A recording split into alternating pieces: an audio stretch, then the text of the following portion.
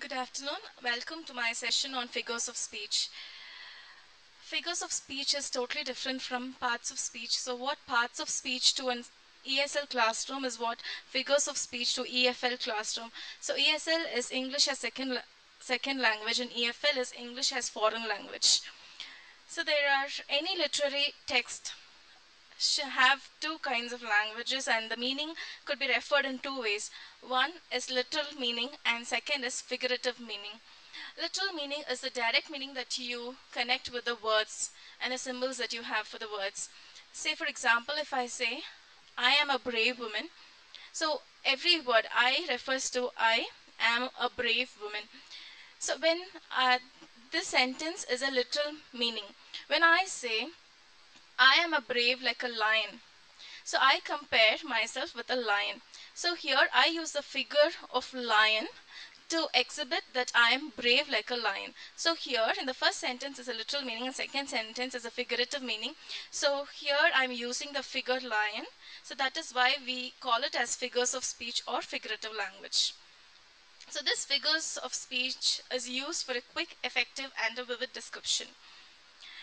There are lots and lots of figures of speech in English language, but I have touched upon a very few. So here I've touched upon simile, metaphor, personification, alliteration, ornamentopia, hyperbole, and idioms. Simile. Simile is a figure of speech where you can use it for comparison. So when the same sentence I'm repeating, I am a brave like a woman. I am a brave woman like a lion. So here I'm comparing myself with a lion. So two opposite things that cannot be compared but have one unique quality called brave. So I'm comparing myself with a lion using the word like and as. So simile is a comparison where you can use two different things by using the word as and like. So here are a few examples. Ravi is quite like a mouse and Sheila is as brave as a lion.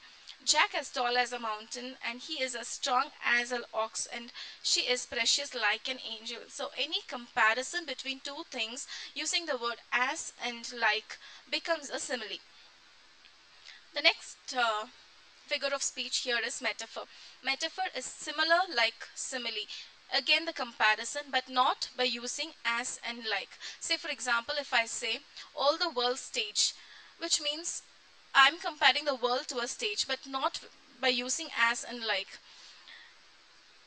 For example, I've given Alex is a chicken. That doesn't mean Alex is a chicken, but I mean to say that Alex is a coward. So I'm using the figure chicken here. So this is a metaphor.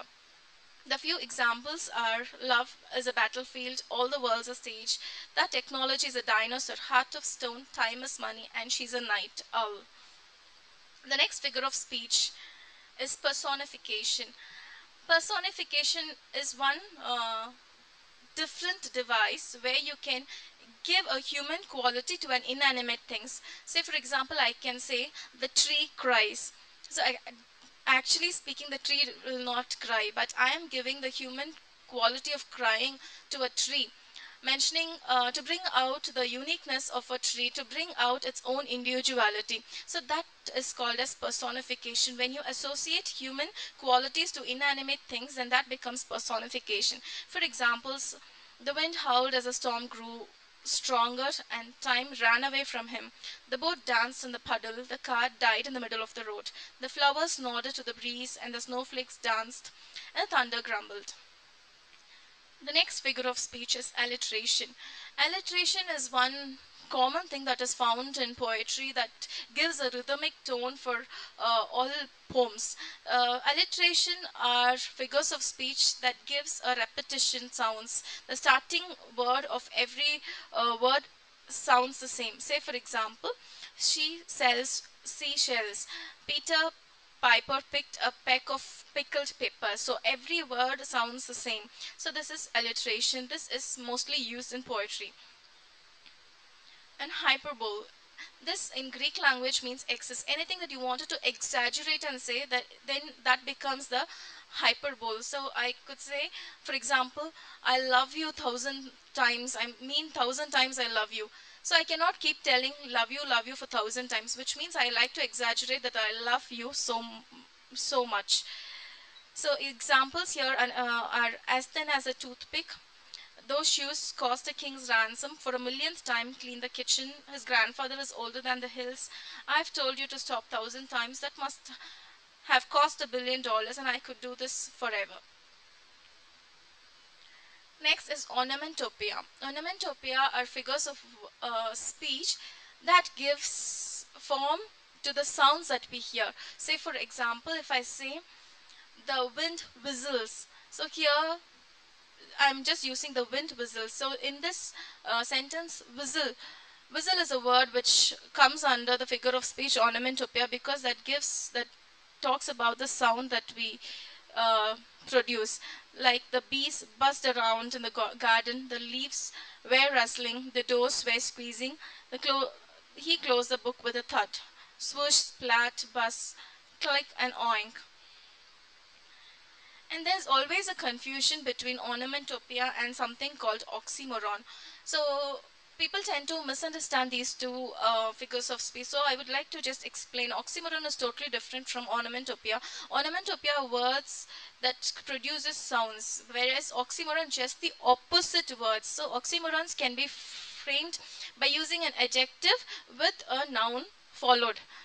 So say for example, an open secret, the example that I've given, if it is a secret, it cannot be open. So these kinds of words are called as oxymorons, which cannot be misunderstood with ornamentopia. So other few examples for oxymoron are tragic comedy, seriously funny, awful pretty, foolish wisdom, and original copies, liquid gas. Final, it is idioms. So in English language gets its own flair with the use of idioms.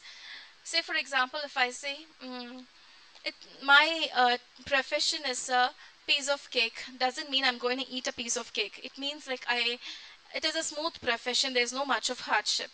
So if I say bolt of the blue, that means I get a sudden news. So these are idioms, are words or phrases that gives an indirect meaning. Say here are a few examples. So penny for your thought means asking someone for their opinion. Beat around the bush means you're not arriving to the point, but you are going round and round. So burn the midnight oil means that you're working too much, you're working excess. Judge a book by its cover means you should not go by outward appearances. And these are very few commonly used idioms. Kill two birds with one stone, a piece of cake, whole 9 yards, bit of more than you can chew, cry over spilled milk, hit the road once in a blue moon, have a blast. So these are a very a few figures of speech that I've given you. There are lots and lots of figures of speeches that are used in English language. I would call these figures of speech in English language are the salt and the essence that enriches the reading or enriches any literary text. So if you want to explore more, let's join me with figures of speech. Thank you.